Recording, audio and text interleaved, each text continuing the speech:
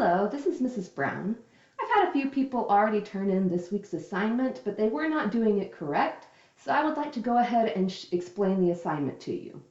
So, when you are on my main page, go ahead and scroll down until you find the week of March 30th through April 3rd. Click on that. There are 3 parts to this assignment, so make sure that you do all 3. The first part is to watch my quadratic review PowerPoint. And if you cannot open the PowerPoint link, there's a PDF underneath. Okay. So once you've got the PowerPoint open, I'm just going to show you a couple things. Gives you some definitions. Okay, so if you don't know what parabola means, the definition's right there.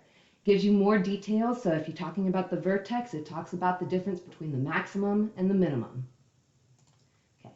After you do the PowerPoint, and I would probably leave it open to help you with this next part, parabola key features. Now there are some open-ended questions on this that seem to confuse some people, so I'm going to give you examples of it. And they're the ones where they ask you to give them key features, and it's just an open-ended question. So let me show you an example of what that would look like. Let's find a good question for that.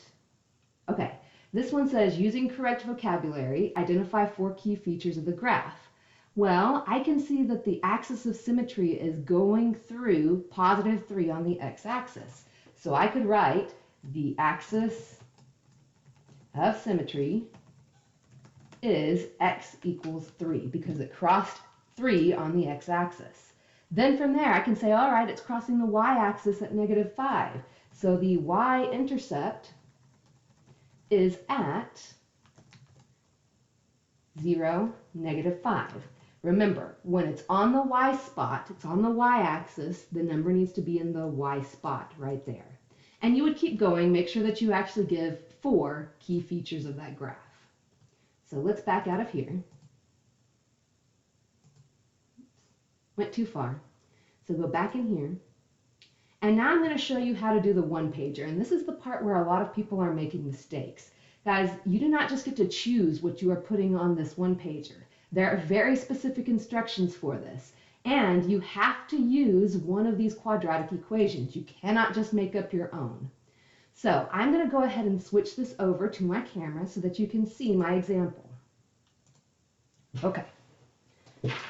So the first thing that you need to make sure that you have is a border. So that's what this is, going all along the edges of my paper.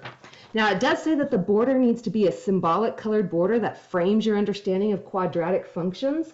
So I chose ROXS. And the reason that I did that is that this is another way of helping you remember all of the different names for x-intercepts. They could be called roots, zeros, x-intercepts, or solutions. So that's why I went with that. So that's my border. I've got that taken care of. I can put a little check mark.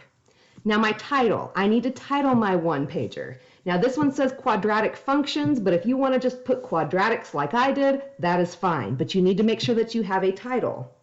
Now your illustration. You have to have 3 things: the equation, the table, and the graph. So I have made a graph.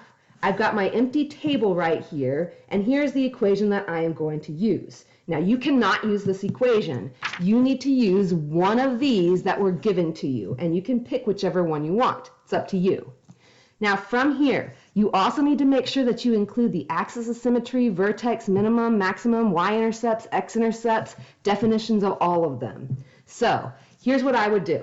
I'm going to go to my calculator, and remember this is a different one than you are going to use, and I go y equals right here.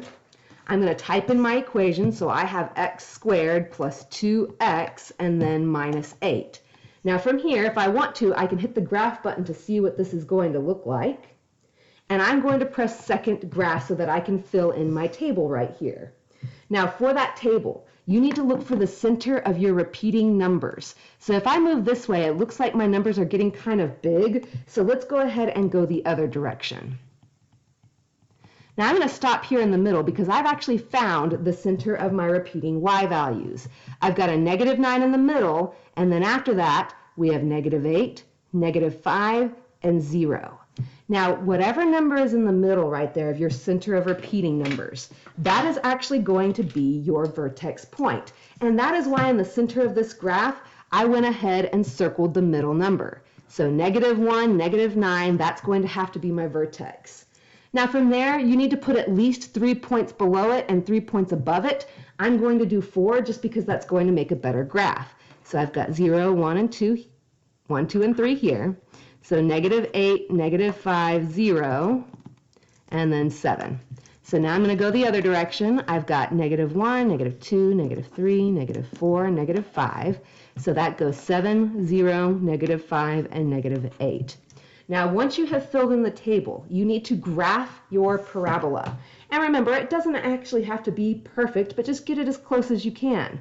So I'm going to start with my vertex point. That one is -1, -9. So I'm going to put a little point right there. I've got 0, -8.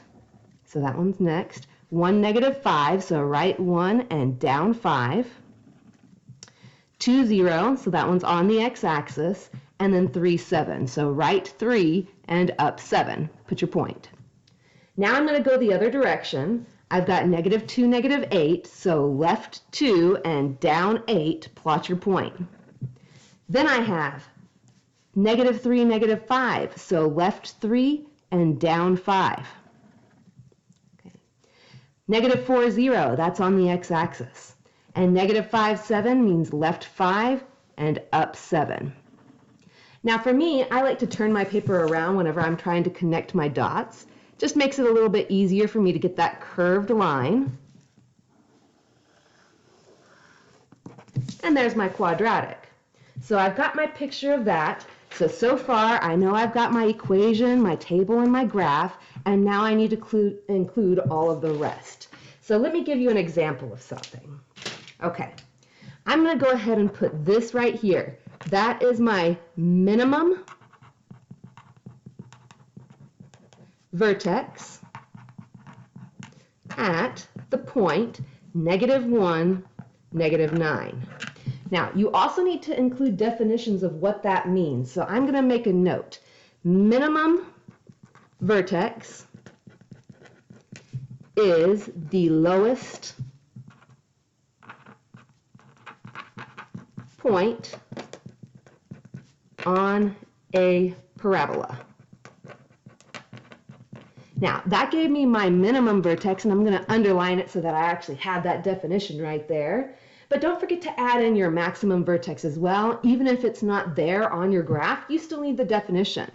So a maximum vertex is the highest point on a parabola. Okay, so from there, I've got my minimum vertex, I've got my maximum vertex, those parts are taken care of. But I need to make sure that I go in and label all of the rest.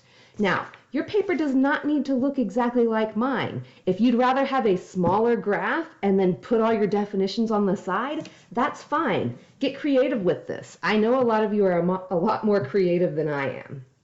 Now, the last thing that this says right here is that you need to create a hashtag for 1 or 2 words that narrow down the topic.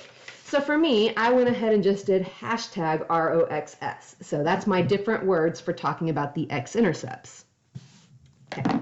Now I also know that several of you probably do not have a calculator. So I'm going to show you what you can do. If you scroll down on this page, right down here, TI is offering a free 6-month license on the TI-84 calculators. So you would click on this one. You're going to select software for students. And then this is the one that you want to choose, the TI SmartView CE emulator. It's TI-84. Those are the calculators that we have been using all year. Now it would look something like this. So if I was on my main screen, I'm going to go ahead and get out of here. Okay. If I'm on my main screen, I need to click my y equals. Then I would have my 2x squared plus 2x and minus 8. Now, in order to get to the graph, you hit this button right here. In order to see the table, you see how it's written in blue up at the top, you press second graph. All right. Now, one other thing I do want to tell you about is that I do actually have some virtual office hours. That's the wrong one. Let's get out of here. Okay. Now, my virtual office hours are going to be Monday, Wednesday, and Friday from 2 o'clock to 3 o'clock. which means that I will be sitting around and waiting to respond to any questions that you have right away. Now, there is actually a place where you can go to talk to me. If you go to your single sign-on page and you click down on your Office 365,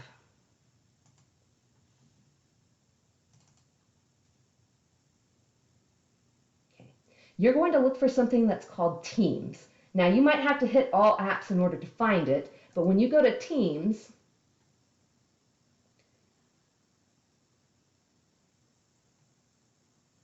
you will be able to talk to me. Okay? So, if you have any more questions, please send me an email. Make sure that you are checking your school email daily because that's where your teachers are going to be communicating with you. I hope you guys are all doing well. I love you and I hope that I see you soon.